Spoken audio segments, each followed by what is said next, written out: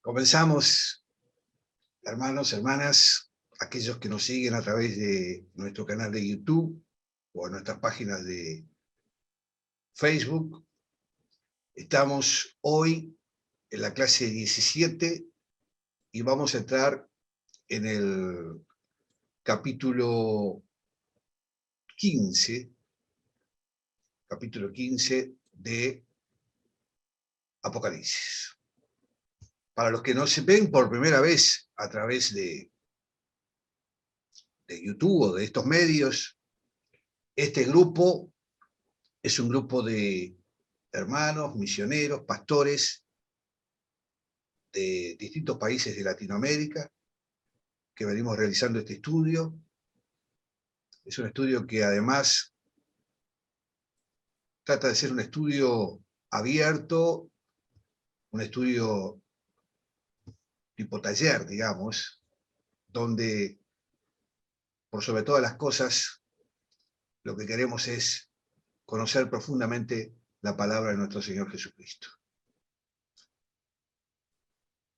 Bueno, vamos a entrar entonces, si les parece bien, hermanos, a este capítulo. Este capítulo, y el que vamos a seguir estudiando la próxima clase, como lo hemos dicho también en el anterior, es una especie de paréntesis explicativo que introduce a una mejor comprensión de los juicios finales y definitivos que Dios está por verter al mundo a causa del pecado de la humanidad. Este comienzo de este capítulo se extiende desde el sonido de la séptima trompeta hasta el derramamiento de las primeras 7 copas. Recuerden, el sonido de la séptima trompeta anunció el período del fin, capítulo 10, versículo 7. Sin embargo, a su sonido no siguió ninguna acción judicial de Dios, sino un intenso ay, el tercero anunciado antes de la séptima trompeta. Por lo que debe entenderse que la manifestación corresponde a las 7 copas que van a ser derramadas sobre la tierra y que expresan las consecuencias que corresponden al tercer ay. Con las 7 copas se alcanzan la consumación de la ira de Dios. Capítulo 15, versículo 1. Las plagas de las 7 copas afectan directamente a quienes tienen la marca de la bestia y adoran su imagen, recuerden, y lo vamos a ver en el capítulo próximo, 16. Toda esta acción de Dios no tiene que ver solo con manifestar su justa ira a causa del pecado, sino que, como en todo cuanto antecede, es un elemento de gracia con propósito de salvación, siendo un medio que Dios usa para llamar a los hombres al arrepentimiento y a reconducirlos a Él. Bueno, como apreciamos en el estudio del libro, los juicios se manifiestan en 3 grupos. Recuerden, el primero está formado por los 7 sellos.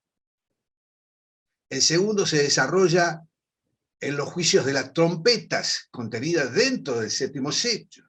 Ahí estábamos, capítulo 8, capítulo 11. Y el tercer grupo tiene que ver con los juicios relacionados con las copas, que anteceden inmediatamente a la segunda venida del Señor. Este capítulo es muy breve, es el más corto del libro, es el final de esa especie de paréntesis preparatorio para que el lector entienda mejor lo que viene luego. Bueno, con esta introducción,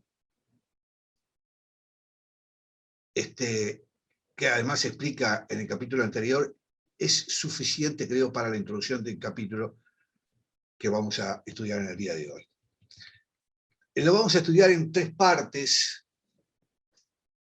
En la introducción, ¿no? 2 visiones, el cántico de Moisés y del Cordero, y la preparación de la consumación de la ira de Dios. Son capítulo, del versículo 1 hasta el capítulo 8. Y bueno, vamos a introducirnos en digamos, a los juicios de las copas. Decía 2 visiones. En el primer versículo dice: vi en el cielo otra señal grande y admirable. 7 ángeles que tenían las 7 plagas postreras, porque en ellas se consumaban la ira de Dios.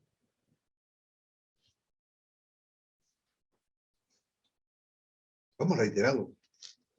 Vi en el cielo otra señal grande y admirable, 7 ángeles que tenían las 7 plagas postreras, porque en ellas se consumaba la ira de Dios.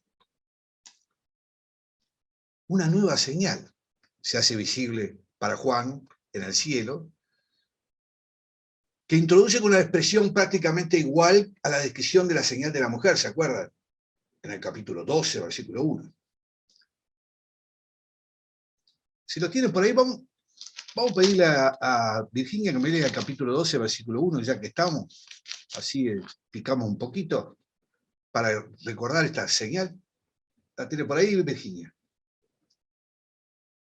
Capítulo 12, versículo 1. Amén.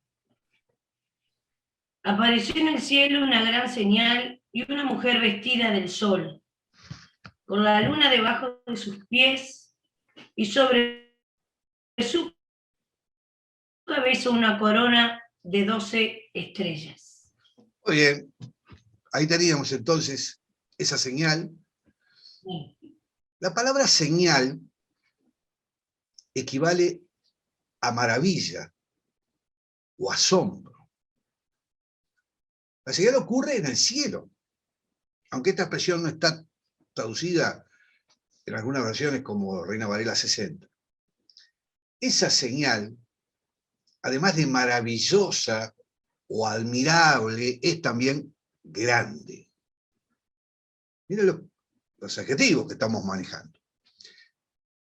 Estos 2 adjetivos, admirable y grande, expresan la idea de algo que produce asombro, admiración, como signo que va a venir, de algo que va a venir. La palabra señal se encuentra varias veces además en Apocalipsis, no solamente en el 12, capítulo 1, también en el capítulo 3, versículo 13, 14, en el versículo 16, en el capítulo 16, versículo 14, en el 19, versículo 20. En muchos lugares tiene el significado de signo o de evidencia. Esa es la razón por la que los judíos pedían a Cristo señales que manifestasen que realmente era el Mesías, ¿se acuerdan, no? Aquí tiene el significado de algo grande, portentoso. Si bien no se usa aquí la palabra que habitualmente significa maravilla o prodigio. La señal de Juan, que Juan vio, la califica de grande, en el sentido de ser importante, a la que no debe dejar de prestársele una gran atención. Tanto es así que produce asombro y admiración precisamente en Juan. En el relato de la visión se hace referencia, en primer lugar, a un grupo de ángeles, concretamente 7. Siempre el número 7, ¿no? Este conjunto angélico es diferente o distinto a todos los que Juan vio antes. Los 7 ángeles tienen las 7 últimas plagas correspondientes al juicio de Dios sobre el mundo. De ahí que diga, al relatar la visión, que eran las 7 plagas postreras, es decir, las últimas. El adjetivo que usa expresa la idea de aquello que ya no tiene sucesión después de sí. Otras plagas se han producido antes, lo veíamos en el capítulo 9, en el capítulo 11, pero después de estas de estas que van a suceder, ya no habrá más, pues que ponen término al juicio de Dios. La ira divina, esa ira, alcanza la consumación en el periodo de tiempo de la humanidad con las 7 plagas. El verbo que usa Juan es muy enfático, no solo en su significado literal, sino en el modo en que figura. En sentido literal, expresa la idea de algo que acaba o termina, y el modo verbal enfatiza una acción totalmente realizada. Fíjense ustedes, es lo maravilla del Apocalipsis, cómo se dan estas dos circunstancias. Voy a ingresar a Jorge y a Mariela, que están queriendo entrar nuevamente. El verbo está en pasado, aunque la referencia es futura, ya que la ira de Dios se derramará en el futuro siguiente a la visión que está refiriendo precisamente, lo que constituye una vez más el uso de un pasado profético como expresión de un futuro pleno. Es una maravilla. Yo, sinceramente, la construcción de esto parece que fuera hecha por, bueno, es la palabra de Jesucristo, ¿no? Con la intervención de este cielo de juicio se consumará o cumplirá el propósito judicial de Dios, que tendrá lugar en la última semana de las profetizadas por Daniel, en un tiempo inmediatamente anterior al regreso de Jesucristo para establecer su reino milenial. Lo que se completará hasta el extremo será la ira de Dios. Después vamos a seguir mirando bien los tiempos, pero lo que se completa hasta el extremo será la ira de Dios. El apóstol, fíjense ustedes, una vez más utiliza literalmente el sustantivo furor, más bien que ira, y se distingue de esta en que denota una explosión de ira debido a una indignación interna, como una manifestación externa y definitiva de la ira, en este caso santa, porque se trata del enojo justo de Dios. Es muy difícil entender esto si no tenemos los conceptos generales del libro de Apocalipsis, y yo diría más, si no tenemos los conceptos generales que Dios nos comunica en la palabra que es la Biblia. Tenemos que entender esto, que es difícil. Una ira santa. En este caso, el uso de la palabra enfatiza el hecho de que no se trata del deseo divino de manifestar su ira, sino de la acción misma de manifestarla. Con los juicios que se anuncian, se consuma allí y alcanza el punto máximo, se completa definitivamente esta ira de Dios. No quiere decir que no habrá más manifestaciones de la ira divina en el futuro, sino que es la expresión final en el tiempo de la tribulación que durará 7 años. Voy a pedir al hermano Elkin que me lea versículo 2 de este capítulo 15, versículo 2. Amén, amén. Dice la palabra del Señor. Vi también como un mar de vidrio mezclado con fuego, y a los que había alcanzado la victoria sobre la bestia y su imagen, y su marca y el número de su nombre, en pie sobre el mar de vidrio, con las arpas de Dios. Muy bien, gracias Elkin. Y una nueva visión nos sitúa a nosotros frente a un mar de vidrio. Fíjense la expresión, un mar de vidrio. El apóstol ve el cielo como un mar cestellante, que es el sentido del símil utilizado en esta visión. La figura de mar de vidrio, ¿qué expresa? Serenidad. Un mar. En alguna ocasión yo he visto acá en Marinha el mar que parece que fuera un vidrio. Totalmente calmo, sereno. Esa serenidad que existe en el cielo, en la presencia de Dios y ante sus tronos, donde no hay lo que embravece el mar de la tierra y lo convierte en figura de la inquietud propia de las naciones. No hay ninguna razón para entender que este mar no sea el mismo que fue descrito anteriormente en el capítulo 4. Se trata, sin duda, de la misma forma figurativa para referirse a la extensión inmediata, al lugar donde está colocado el trono de Dios. Es evidente la dificultad para trasladar en un lenguaje, digamos, terrenal, la visión celestial.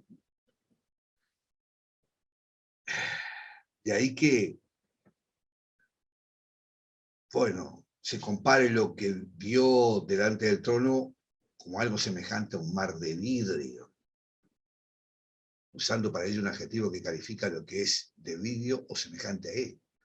Se trataría de algo parecido a un embaldosado de zafiro blanco o cristal de roca, como el que vio Moisés junto a los 70 ancianos de Israel y los sacerdotes, que está en Éxodo, capítulo 24, versículo 10. Podría ser algo así. Dos aspectos destacan la comparación. Por un lado, el sentido de quietud, el mar estaba perfectamente en calmo, en contraposición con el mar de las naciones, donde siempre inquieto. En segundo lugar, yo creo que es muy importante esto, ¿no?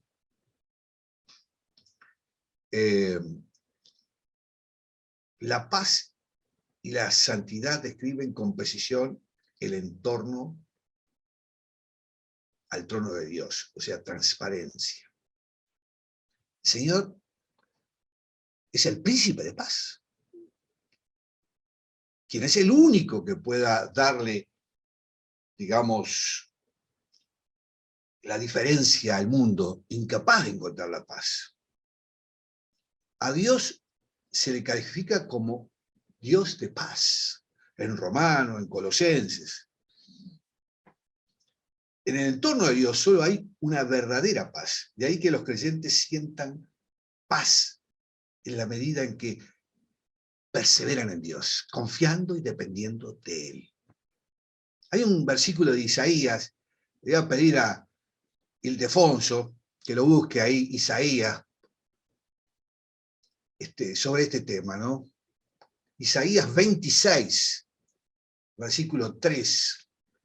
A ver si me lo puede leer Ildefonso para ir matizando este relato que tiene mucho, pese a que son 8 versículos. 26. 26.3, Ildefonso, 26.3. Dice, su propósito es firme, va atesorando bienestar, pues confía en ti. Es una versión. Sí. Yo creo que tengo otra. Pastor, le leo Reina Valera. Ahí está. Ahí está. Adelante, Virginia. Tú guardarás en completa paz Ahí. aquel cuyo pensamiento en ti persevera, porque en ti has confiado. Ahí está la paz. La paz rodea e impacta en el entorno de Dios. El mar de vidrio se presenta mezclado con fuego, que es una forma de expresar lo que es centellante, ¿no? Posiblemente como en contexto inmediato demanda sea una alusión al juicio de Dios próximo a derramarse en plenitud sobre la tierra, que hace arder el mar delante de su trono. Ese fuego centellante de Dios es señal de juicio para los que moran en la tierra. Dios hará llover sobre el reino del norte granizo mezclado con fuego. Lo podemos ver también esto en Ezequiel. Y también enviará sobre la tierra granizo y fuego. El resultado será una plaga sobre la tierra semejante a la 7ª ocurrida en Egipto en los días de Moisés. A ver si Uda me lee Éxodo 9. Éxodo 9, porque ahí, fíjense en ustedes, queda clarísimo. Éxodo capítulo 9, versículo 23 y 26. Escuchen este versículo. Presten atención.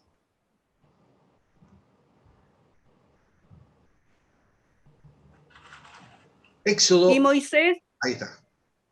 Y Moisés extendió su vara hacia el cielo, y Jehová hizo tronar y granizar, y el fuego se descargó sobre la tierra, y Jehová hizo llover granizo sobre la tierra de Egipto. Un poquito más ahí. Hubo pues granizo y fuego mezclado con el granizo tan grande, cual nunca hubo en toda la tierra de Egipto desde que fue habitada. Muy bien. Aquel granizo, ¿ahí está bien? Está bien, está bien. Continúo. Continúa un poquitito más para hacer confirmar. Y aquel granizo hirió a toda la tierra de Egipto todo lo que estaba en el campo, así hombres como bestias. Asimismo destrozó el granizo toda la hierba del campo y desgajó todos los árboles del país. Solamente en la tierra de Gosén, donde estaban los hijos de Israel, no hubo granizo. ¿Se dan cuenta, hermanos, lo que es los tiempos de Dios?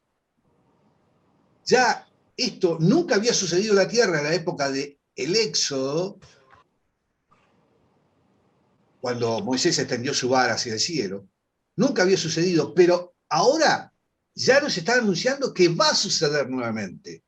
Lo que ya pasó, va a pasar. Y lo mismo va a pasar, que el pueblo de Dios va a ser protegido. Los profetas anunciaron que el tiempo final de la historia anterior a la venida de Mesías a la tierra se producirían milagros semejantes a los que sucedieron cuando Israel salió de Egipto, haciendo referencia al profeta un tiempo cuando la tierra será asolada a causa de sus moradores por el fruto de sus obras. ¿Será algo literal? No hay razón alguna para alegorizar ningún pasaje de la Escritura, siendo una expresión de la catástrofe completa que la ira de Dios ocasionará sobre el mundo. Siempre que el lenguaje lo permita, debe interpretarse el texto literalmente. Dios manifiesta su presencia en un juicio sobre la tierra, usando una vez más, como hizo a lo largo de la historia, los elementos naturales de la creación que pone a sus servicios. Una vez se lo hace benévolamente, enviando su sol y su lluvia sobre justos e injustos, sobre buenos y malos. Recuerden Mateo, capítulo 5. Otra los usa como instrumentos de justicia sobre los hombres impíos, como es en este caso. Los elementos descritos por Juan corresponden plenamente a una impresionante tormenta rodeada de un intenso aparato eléctrico unida a fuertes truenos, donde los rayos de la tormenta incendian los árboles y la hierba y el granizo que sigue completa la destrucción. El fuego y el granizo sembrarán una estela de muerte. En contraste, aparecen en la visión los vencedores, que alcanzaron la victoria sobre la bestia, sobre el anticristo y su sistema, que están en pie delante de la presencia de Dios. Juan afirma habían alcanzado la victoria, por lo tanto es una referencia a quienes habían salido victoriosos en la persecución desencadenada contra los creyentes.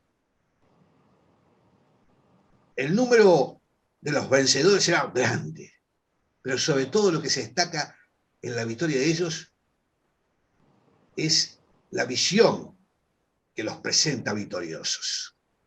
Mientras que el anticristo y el falso profeta establecerán en la tierra un sistema que obligará a los hombres a aceptar su forma de gobierno y a rendir culto a la primera bestia, los creyentes darán su vida a causa del testimonio de su fe. Esta es la consecuencia de la permisión divina que concede al anticristo hacer guerra contra los santos y vencerlos. Pero los santos perderán su vida a ojos de los hombres, pero la ganarán para la gloria de Dios. Para la gloria de Dios.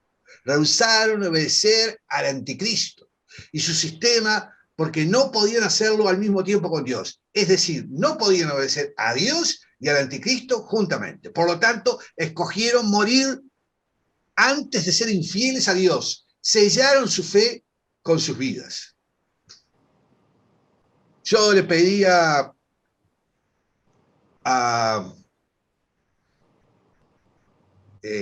Leo, que está por ahí, que me lea Mateo 16, versículo 25. Mateo 16, versículo 25.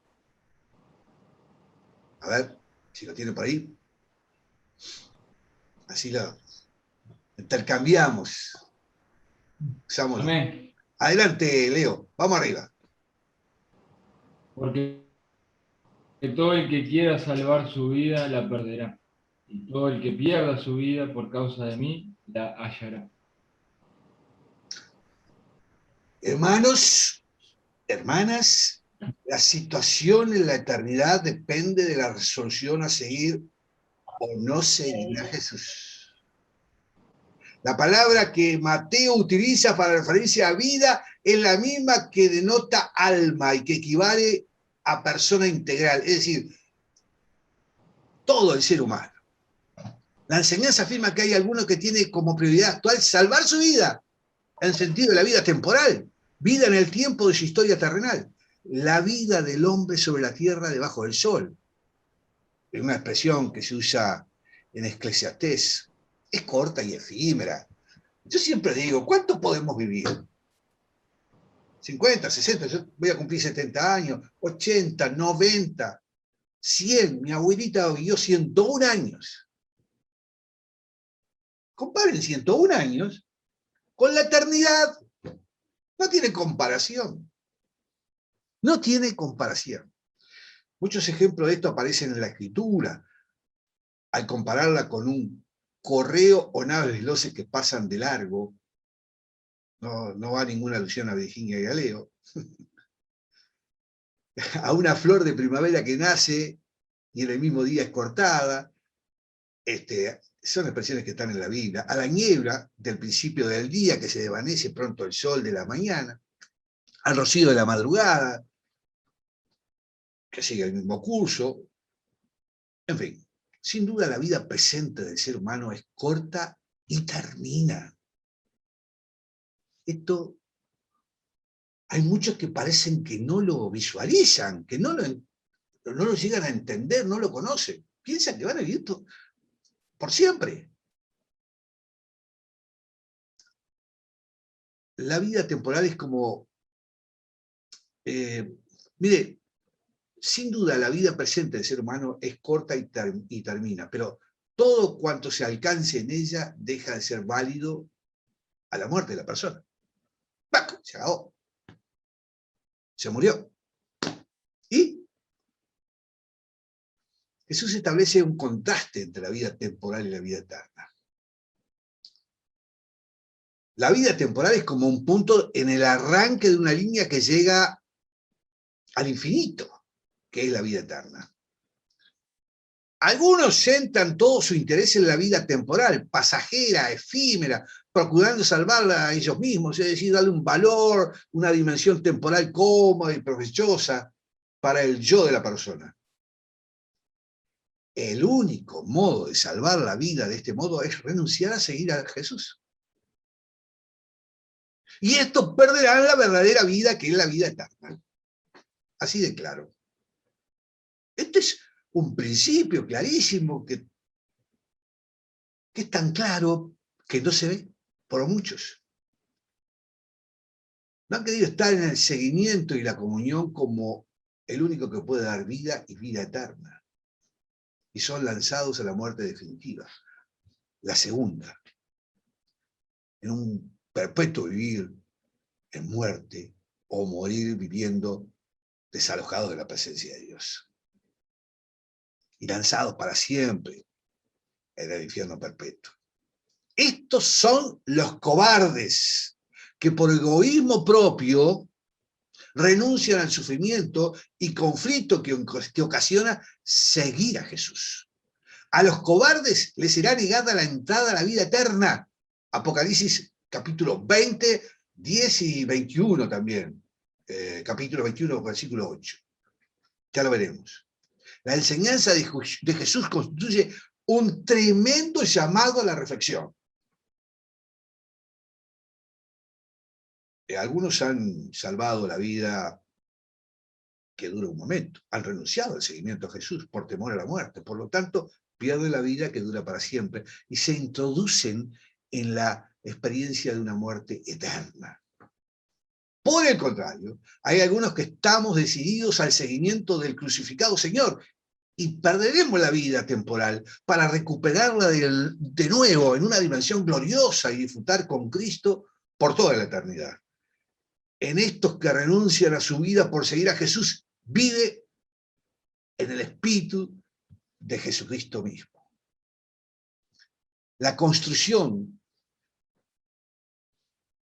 allí, cuando se dice los vencedores tenían además arpas de Dios.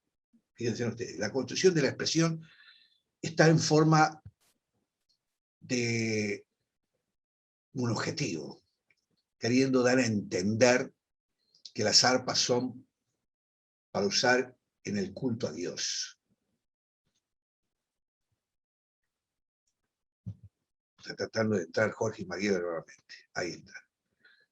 Las arpas o cítaras aparecen en el Apocalipsis vinculadas siempre a la adoración. Quienes se negaron a rendir culto al anticristo, a su imagen, y no se sometieron al número de su nombre, están en la presencia de Dios dispuestos a rendir culto al verdadero, soberano Dios.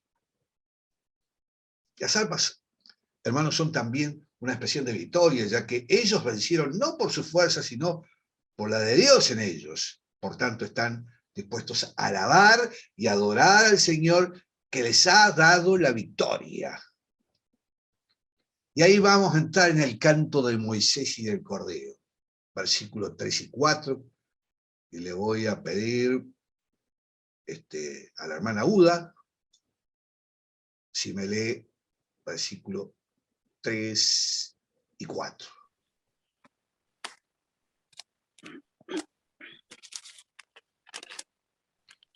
Y cantan el cántico de Moisés, siervo de Dios, y el cántico del Cordero, diciendo: grande y maravillosas son tus obras, Señor Dios Todopoderoso. Justos y verdaderos son tus caminos, Rey de los santos.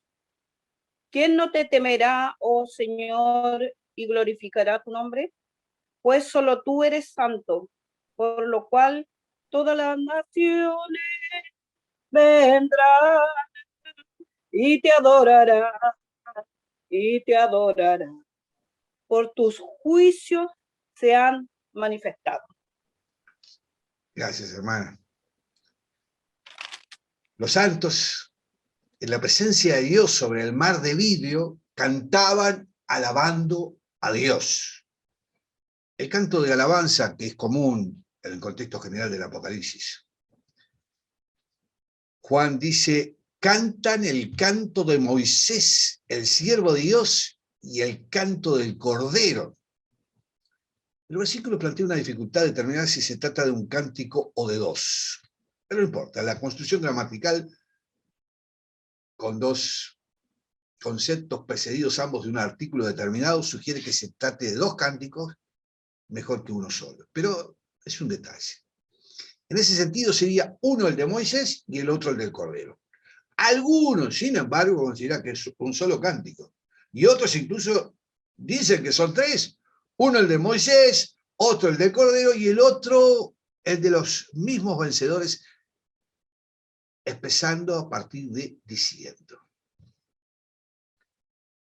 Así algunos entienden, ¿no?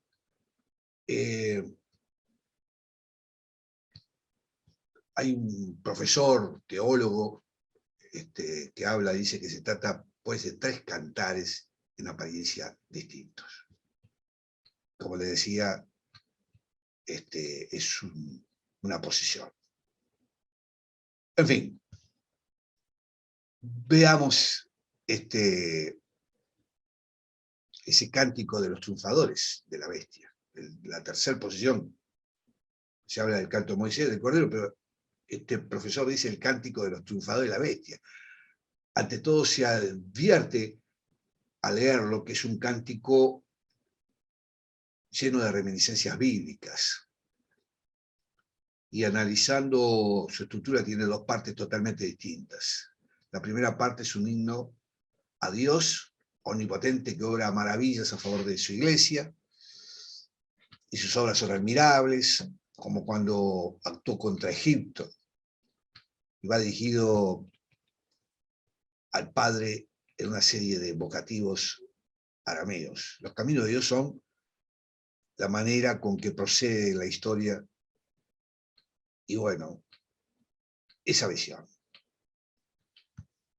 Se debe tener en cuenta que esta posición teológica del profesor Bartina les lleva a considerar cualquier aspecto del pueblo de Dios en el futuro como perteneciente a la Iglesia, en el sentido de que la Iglesia ha sustituido definitivamente a Israel como pueblo de Dios, que no concuerda con la posición interpretativa que seguimos sosteniendo, que la Iglesia no sustituye al pueblo de Israel, sino que se conforma entre el pueblo de Dios con la Iglesia y con los remanentes de Israel. Siguiendo más directamente la construcción, el primero de dos cánticos se titula como el cántico de Moisés, siervo de Dios. Significa que este fue un cántico escrito por Moisés, introduciendo en otro problema consistente en determinar cuál de los cánticos de Moisés es este. Hay dos poemas hímnicos que pueden considerarse. El primero es el canto de la liberación, que está en el capítulo 15 de Éxodo, entre los versículos 1 y 18, y el segundo, el cántico de alabanza, que está en el Deuteronomio capítulo 32, versículos 3 y 4.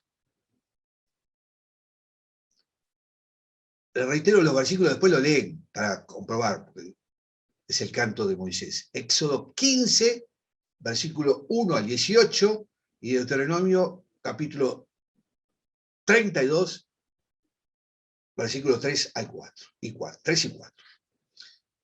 El Apocalipsis tiene un paralelismo notable con los acontecimientos que tuvieron lugar en Egipto, antes de la salida de Israel, liderado por Dios. Se ha hecho alusión a esto en varios lugares del estudio bíblico que venimos diciendo. Dios es alabado en este contexto por la acción suya en juicio sobre las naciones. Los santos cantan un himno de triunfo que proclama la obra liberadora de Dios y la victoria sobre Anticristo. De ahí que el cántico de Moisés, recogido en Éxodo, sea el más concordante con este contexto. El himno de Moisés es un poema épico que describe la acción de Dios liberando al pueblo de sus enemigos, abriendo las aguas del Mar Rojo para que pasaran en seco y exterminando a los enemigos que intentaron seguir al pueblo por el mismo camino que había abierto. Dios para ellos cerrando las aguas al mar al paso de los ejércitos del faraón y dejándolos sepultados bajo las aguas.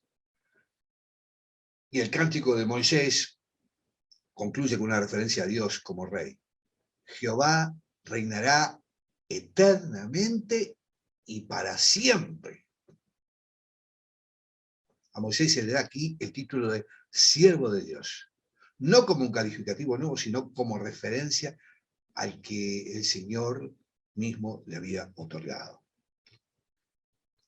El segundo cántico se llama Cántico del Cordero. No quiere decir que sea un himno compuesto por el Cordero, sino en honor suyo. Tampoco se dice que sea un cántico nuevo, por lo que seguramente habrá, como en el caso del de Moisés, una referencia en algún lugar. En el Apocalipsis aparece un cántico entonado en honor al Cordero en el capítulo 5, versículo 9 al 14, que debe ser el que se cita aquí como el segundo cántico entonado por los vencedores. El cántico anterior al Cordero se le aclama como redentor por medio de la sangre. ¿Se acuerdan? Recibiendo también en el himno honores divinos. Con todo, no sería difícil entender que se trata de un cántico nuevo en este grupo de santos que eleva en honor al Cordero, diferente, sobre todo en cuenta a quienes cantan este cántico no pertenecen directamente al grupo del capítulo 5. Ambos cánticos, el de Moisés y el del Cordero, corresponden a ser entonados juntos en un contexto semejante. Decíamos que el primero proclama la acción liberadora de Dios sobre el faraón, que se negaba a dejar libre al pueblo en esclavitud. En este caso se proclama también la acción liberadora de Dios, que actuará sobre el sistema opresivo del anticristo para liberar a quienes procura destruir por ser fieles a Dios.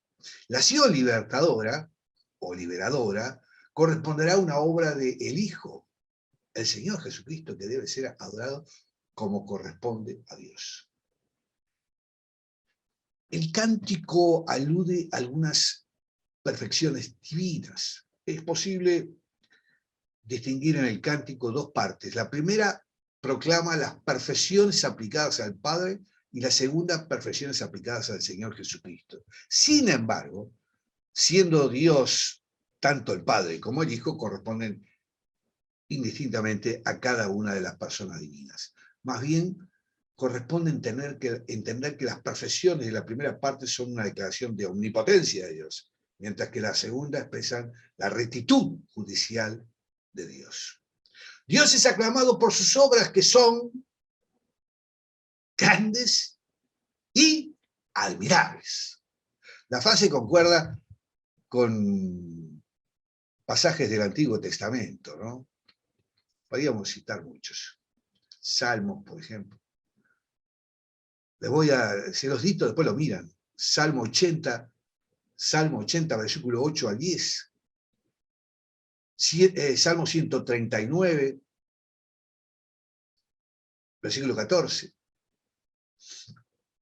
En fin, el salmista recuerda la grandeza de las obras de Dios en otro salmo, ¿no? El Salmo 92. Cuán admirables son tus obras, oh Jehová, muy profundos son tus pensamientos. Esta perfección divina es razón suficiente para alabarle. Cantad a Jehová cántico nuevo porque ha hecho maravillas. Salmo 98, versículo 1. No cabe duda en esta expresión del cántico entonando en la presencia de Dios por los santos. Hay un notorio eco donde el salmista alaba a Dios por sus poderosos hechos, por sus hechos admirables, por sus hechos estupendos, por su inmensa bondad y justicia. Ahí está el Salmo 145, varios versículos allí, también pueden ver ustedes. Esta admiración que despierta en los santos las perfecciones y acciones de Dios, lleva a los santos a llamarle Dios Todopoderoso. Literalmente, la palabra es Pantocrator, título exclusivo de Dios en la Escritura. Este calificativo aparece 9 veces en Apocalipsis, 9 veces. Descúbrenlo ustedes. Capítulo 1, capítulo 4, capítulo 11, capítulo 15, capítulo 16, capítulo 19, y también en el capítulo 15 varios versículos hay, que estamos estudiando. Sobre el sentido de este título, ya se ha considerado antes, por lo que es suficiente recordar el título de Todopoderoso, de garantía del cumplimiento en el tiempo histórico de los hombres, de lo que él ha determinado llevar a cabo en la historia humana y comunicado por medio de sus siervos los profetas. Estas comunicaciones que tenemos. Nada puede haber en las voluntades humanas o angélicas que puedan alterar o variar un ápice el contenido de esta revolución sobre el decurso de la historia que Dios manifiesta en Apocalipsis. Nadie puede modificarlo. Nadie. Entiéndalo bien, esta profecía ha comenzado a cumplirse y se va a cumplir totalmente. El último y absoluto señorío vinculado a la omnipotencia que hace de Dios Todopoderoso está involucrado con la revelación contenida en el texto bíblico. El apóstol puede estar confiado y los lectores seguros de que el porvenir será conforme a lo que Dios establece y revela. Hermano, eso es clarísimo. Dios determina y conduce con su poder la historia del mundo como el Todopoderoso que ejecuta lo establecido por Él, desde la A a la Z, de la alfa al omega. Nada habrá escrito por su voluntad y de conformidad con su mandato que no tenga exacto, preciso y total cumplimiento. La idea del Todopoderoso, aunque comprende la omnipotencia por la que Dios ejecuta su voluntad sin resistencia eficaz alguna, tiene que ver especialmente no tanto con el ejercicio del poder, sino con la absoluta soberanía que Dios ejerce. Todopoderoso es aquel que tiene soberanía e imperio absolutos. Él es quien intervendrá en juicio sobre el mundo a causa del pecado. Como se desarrolla en la panorama profética de este libro que estamos estudiando y cómo se encuentra ya en otros pasajes del Antiguo Testamento, Isaías, por ejemplo. En cada ocasión en que aparece el título Todopoderoso, se trata de una manifestación concreta, descriptiva de la grandeza de Dios sobre las cosas y las criaturas. Nada hay que escape a su control y voluntad. Los poderes del anticristo son limitados, mientras que los de Dios son infinitos, hermanos. Aleluya, vamos a gozar de esta comunicación que nos está dando Dios. Dios es también justo y verdadero. La frase es muy interesante, porque cuando se trata de una expresión nominal, es decir, no hay verbo explícito, leyéndose literalmente, justos y verdaderos tus caminos. Hermanos, aún en medio de las dificultades que permite para sus santos, concediendo al anticristo que pueda matarlos, no solo aquí, sino también anteriormente, sus obras siempre son justas y están rodeadas de fidelidad. Se hace aquí una referencia más que a obras puntuales al comportamiento ético en que se manifiesta y expresa la justicia de su perfección divina y de la fidelidad de su modo de obrar. Dios es verdadero, por tanto sus caminos son también verdaderos. Esta palabra determina la perfección de su fidelidad y el compromiso del cumplimiento absoluto de todas sus promesas y determinaciones. Mire, hay un salmo, el Salmo 19, el salmista dice: los juicios de Jehová son verdaderos, todos justos. El amor no entra en conflicto con las otras perfecciones de la deidad. Dios ama intensamente al mundo de los hombres que se pierden. El amor no entra en conflicto. Dios ama intensamente al mundo de los hombres, pero esto no evita hay que tenerlo en cuenta esto, no evita que la justicia de Dios se manifieste por necesidad existencial de Dios, que juzgará al mundo con justicia. Pueden verlo en Hechos, capítulo 17, en Romanos, capítulo 2. El Todopoderoso advirtió al hombre de las consecuencias de su pecado, desde Génesis en adelante. Por lo tanto, la acción de Dios en gracia provee de Salvador. Pero la fidelidad de Dios exige que juzgue con justicia el pecado, que el rebelde no se acoja a la gracia salvadora provista en la persona y en la obra del Redentor. Dios, que es todopoderoso, justo y verdadero, es también el Rey de los santos. Mayoritariamente la lectura de la Biblia habla del Rey de las naciones, el Rey de los siglos, en fin, el Rey de los cielos. El Rey de las naciones en referencia, se puede ver en Jeremías. Es clarísimo. Bueno, pero avancemos, hermanos. Disculpen que a veces me extiendo un poquito, pero es un capítulo de 8 versículos, pero tiene tanto contenido, tanta belleza, que uno no puede dejar muchas cosas. Bueno, no sé si está Mariela por ahí, o alguien que me lea el versículo 4 de este capítulo que estamos estudiando. Versículo 4. Que alguien lo lea, así damos participación. Lo leo yo. Dice, ¿quién no temerá, oh Señor, y glorificará su nombre? Pues solo tú eres santo, lo cual todas las naciones vendrán y te adorarán, porque tus juicios se han manifestado. Gracias. El hermano Elkin leía esa pregunta. Una pregunta retórica con que se inicia este versículo. Requiere una respuesta. La construcción de la frase interrogativa es sumamente enfática con el uso de dos pronombres negativos o un pronombre de negación absoluta y una partícula de negación condicional. Por lo tanto, la respuesta a la pregunta es: no habrá nadie que no tema a Dios. ¿Se trata de una salvación universal en donde todos por fin temen a Dios? En modo alguno. Una gran cantidad de personas sufrirán el juicio definitivo de Dios sobre ellos en el retorno de Jesucristo, siendo triturados en el lagar de la ira de Dios por su condición de arrebatida manifiesta en contra de él. ¿Se acuerdan en el capítulo anterior? El lagar. ¿Se acuerdan de los ríos de sangre, 280 kilómetros, no sé cuántos estadios?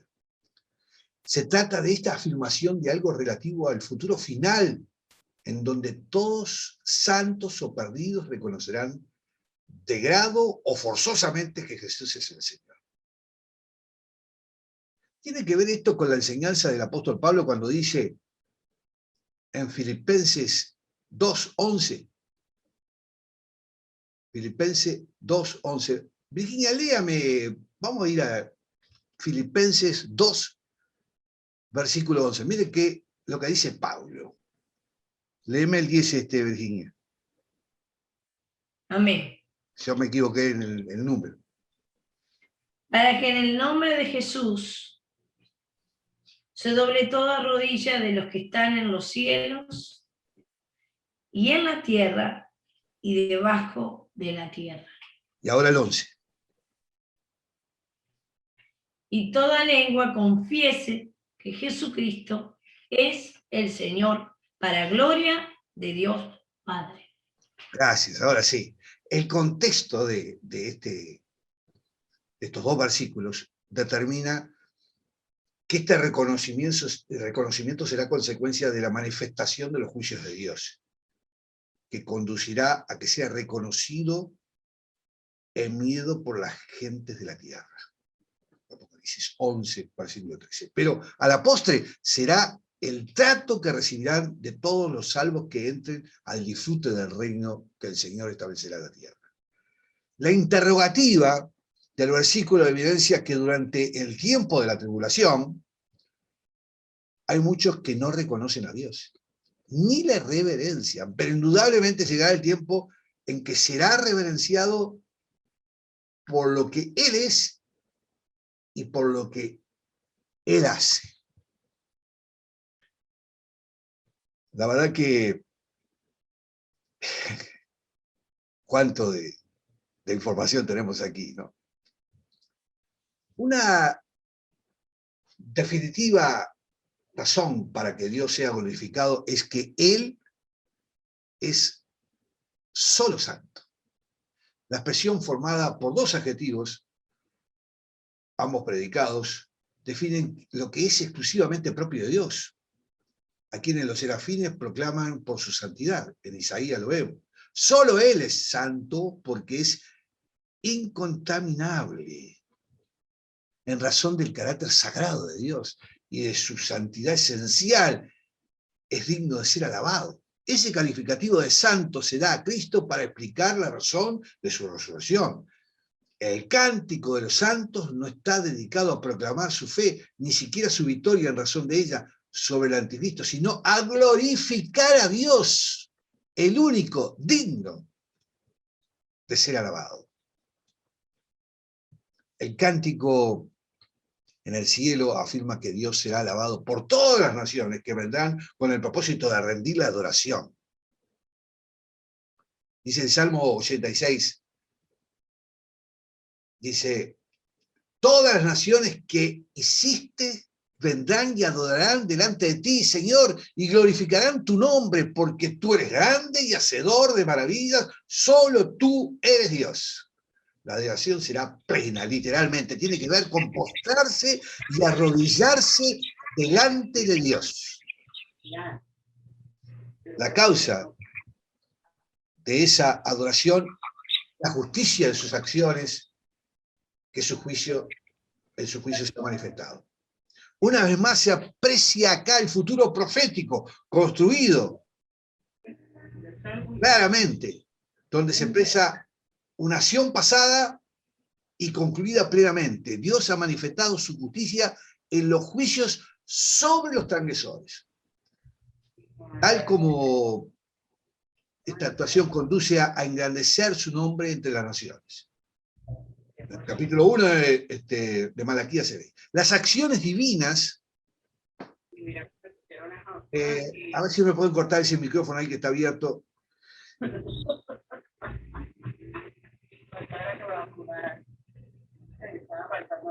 A ver si Alfonso corta ese micrófono, por favor.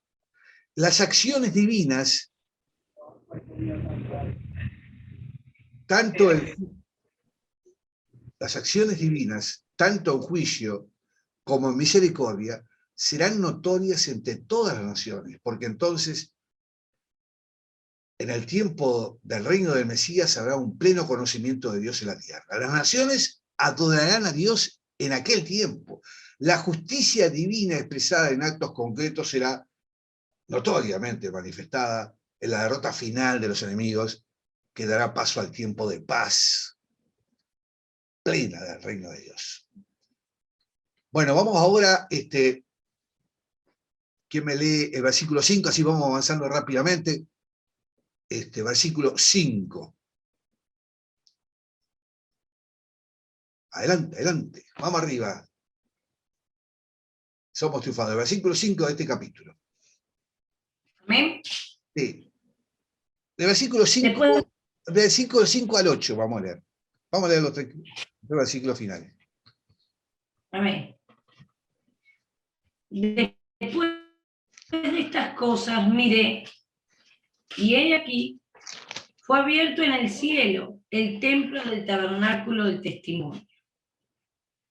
Y del templo salieron los 7 ángeles que tenían las 7 plagas, vestidos de lino limpio y resplandeciente, ceñidos alrededor del pecho con cintos de oro. Y uno de los 4 seres vivientes dio a los 7 ángeles 7 copas de oro, llenas de la ira de Dios, que vive por los siglos de los siglos. Y el templo se llenó de humo por la gloria de Dios y por su poder. Y nadie podía entrar en el templo hasta que hubiesen cumplido las 7 plagas de los 7 ángeles. Gracias, Virginia. Juan describe una nueva visión que siguió a la de los 7 ángeles y a la del cántico de los redimidos. Todas las visiones son celestiales, hermanos. Es decir, se presentan desde la óptica divina y ocurren en los lugares celestiales. Esto no es óbice para que los acontecimientos no tengan repercusión en la tierra. En la visión, como ustedes ven, aparece nuevamente el templo de Dios, como ocurrió antes en el capítulo 11. La descripción de la visión celestial concluye con la manifestación visible del templo de Dios en el cielo, y el arca del pacto que se veía en el santuario, que era el lugar donde Dios manifestaba su presencia en medio de su pueblo. Era el lugar de esperanza, donde el Señor cumplía sus promesas y daba bendición a su pueblo. Es cierto que la presencia de Dios no se puede vincular a un determinado lugar, pero era en el santuario, especialmente en el lugar santo, donde se hacía realidad visible para los hombres, especialmente para su pueblo. En cierta medida, Dios se hizo siempre santuario, lugar de refugio, de gracia para su pueblo en circunstancias adversas. Es en el sentido que adquiere cuando el profeta transmite el mensaje a Dios en Ezequiel.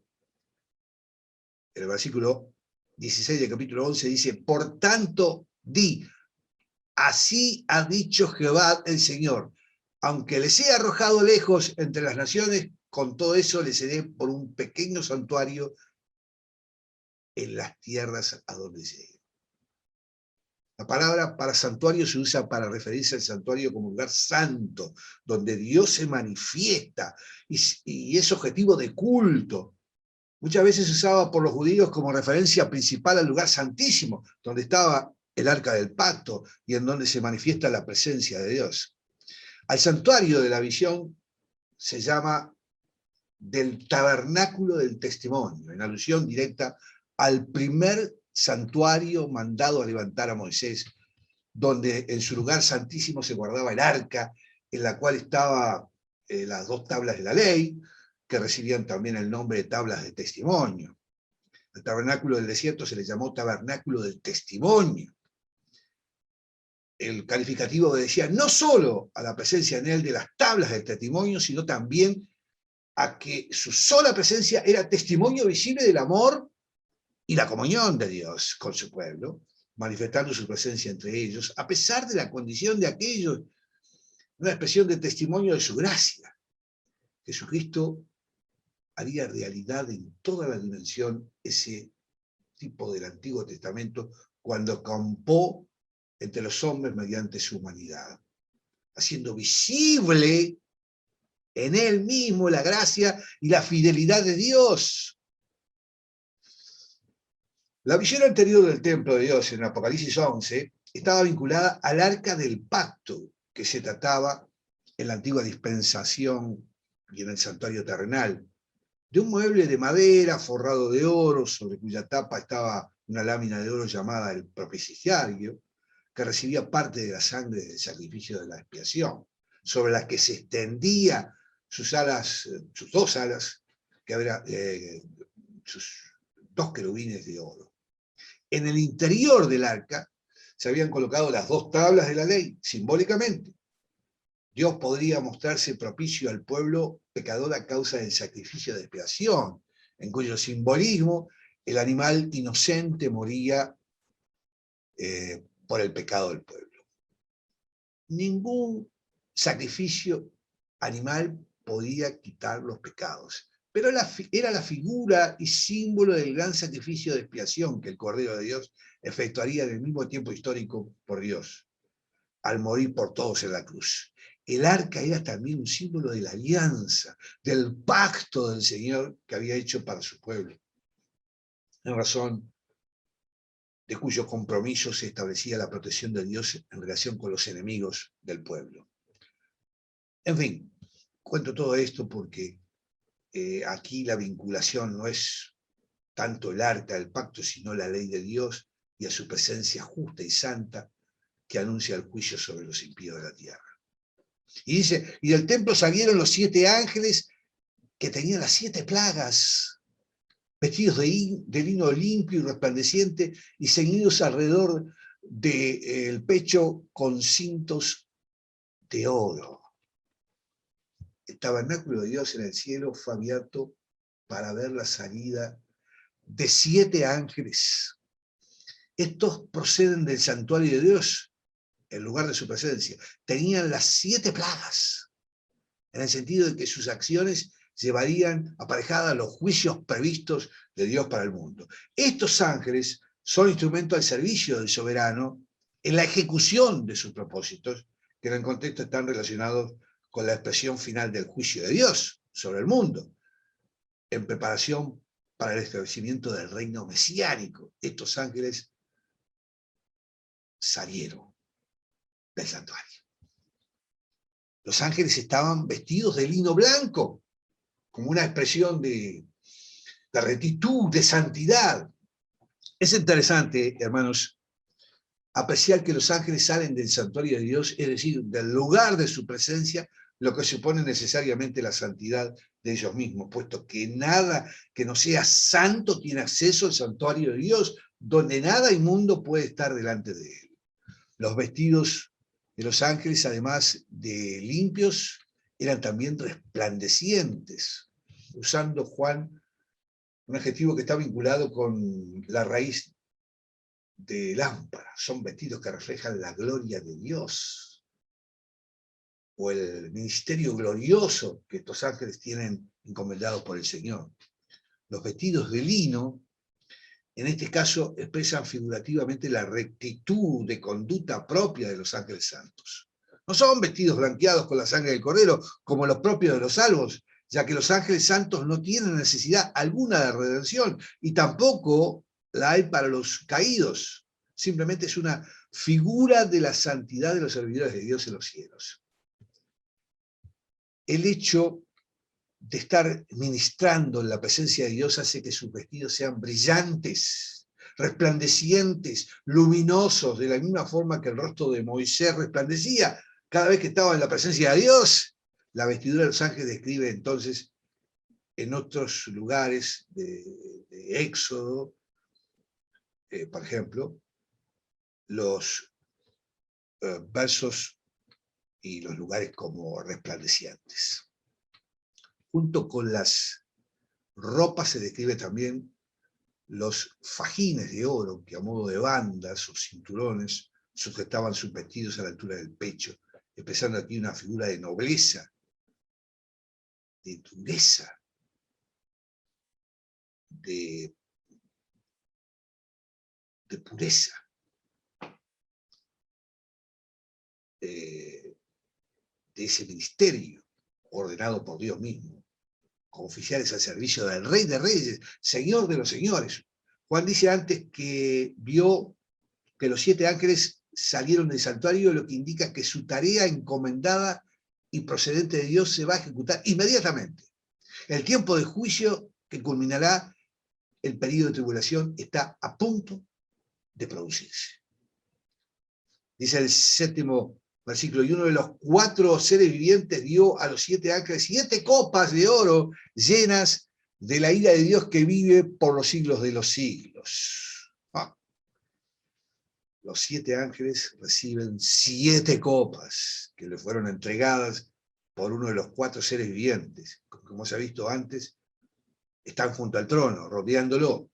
Será bueno recordar aquí que se ha discutido mucho sobre el significado de los 4 seres vivientes, con toda la probabilidad al lado de las visiones semejantes del Antiguo Testamento.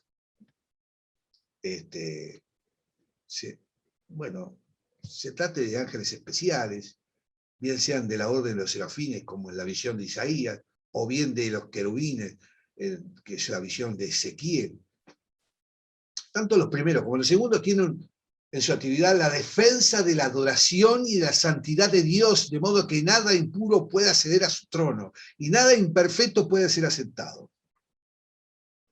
Sin embargo, hay diferencias notables entre la visión del Antiguo Testamento y del Nuevo Testamento, ya que los querubines vistos por Ezequiel tenían 4 alas cada uno, ¿recuerdan? Y los seres vivientes que vio Juan, 6. Los querubines de la visión de Ezequiel transportaban el trono de Dios estando debajo del Dios de Israel, mientras que los de Juan, que vio, estaban alrededor del trono. En fin, podríamos ver una comparación bastante en muchos aspectos.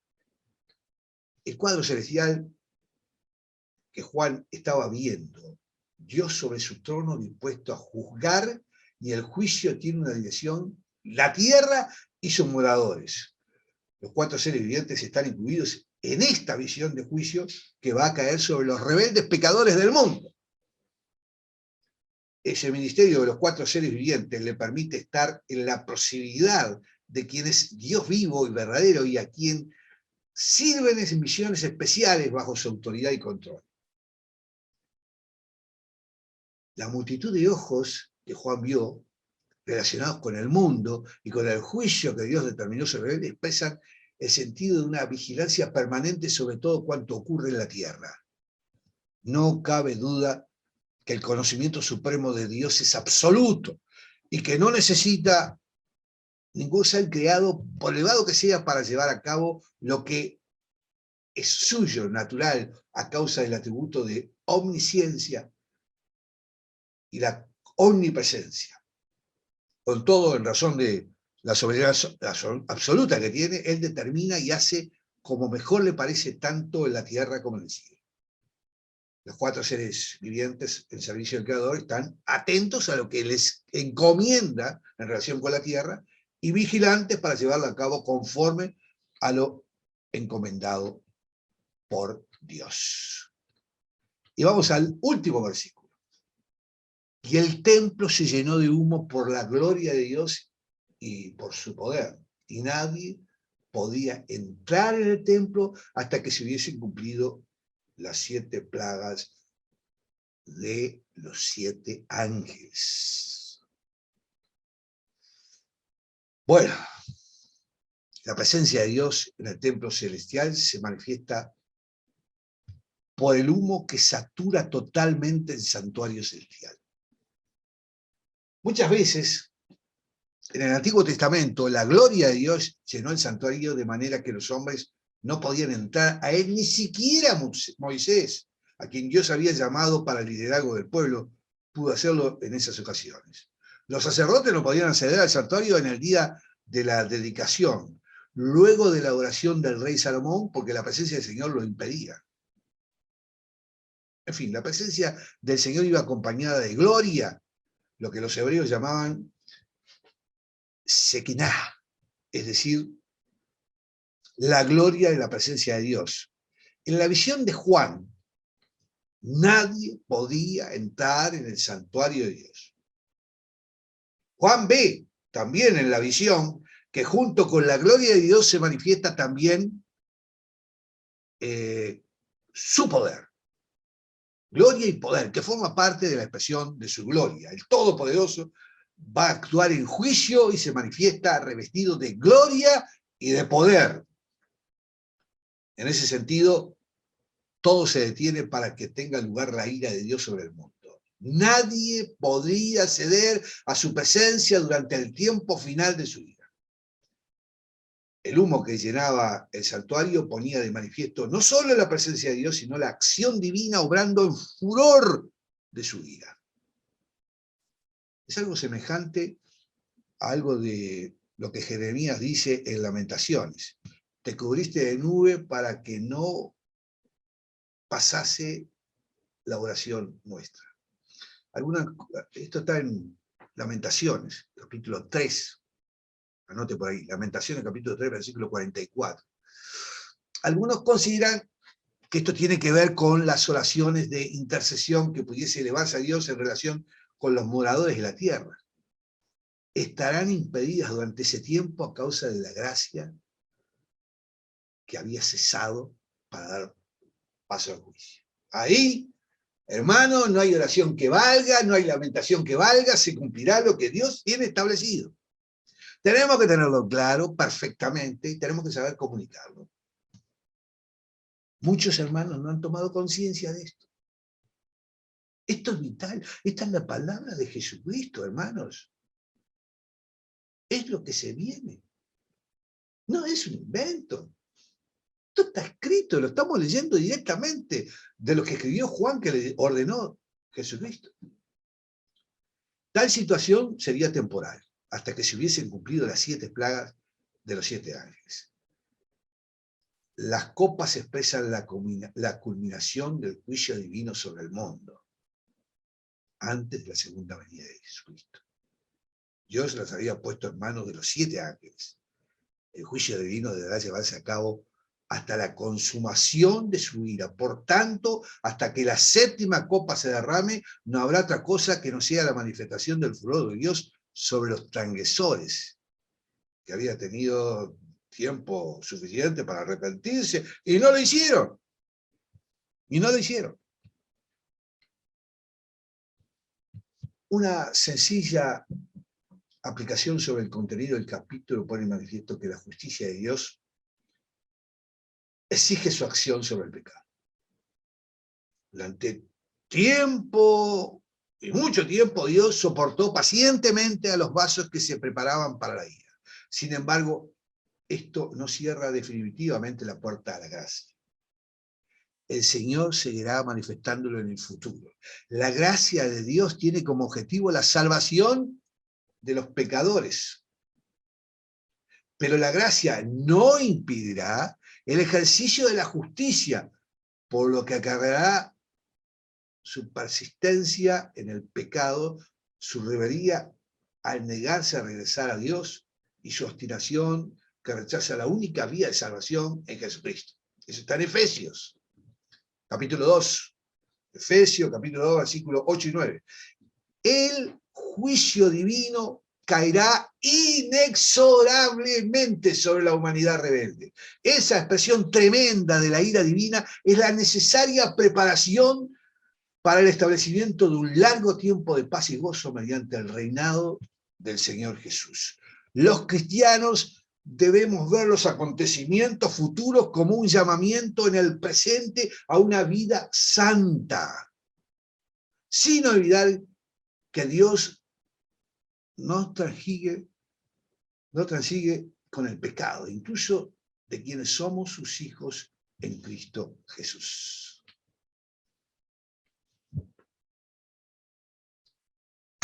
Este es el capítulo 15. En el próximo veremos las 7 copas en particular. Hermanos, a manera de finalizar, me he extendido un poquito más de lo que pensaba. Pero, ¿vieron que son 8 versículos? ¿Cuánto contenido? ¿Vieron que el tiempo de Dios se junta con el Antiguo Testamento y nos profetiza el futuro, plasmándose en nuestro presente? Pobre de la iglesia que no entiende esto, pobre de la iglesia que no estudia esto, que no escudriñe su palabra en esto, que no entiende esto. Esto está destinado a la iglesia. Nosotros tenemos que tener la capacidad luego de traducirlo a aquellos que tienen un poco de tiempo para todavía arrepentirse.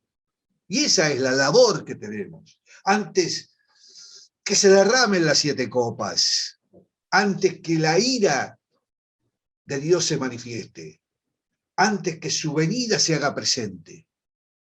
No hay que tener temor, no hay que tener miedo, hay que decir todas estas cosas con gozo y con gloria, agradecidos de que estamos dentro de los elegidos del Señor.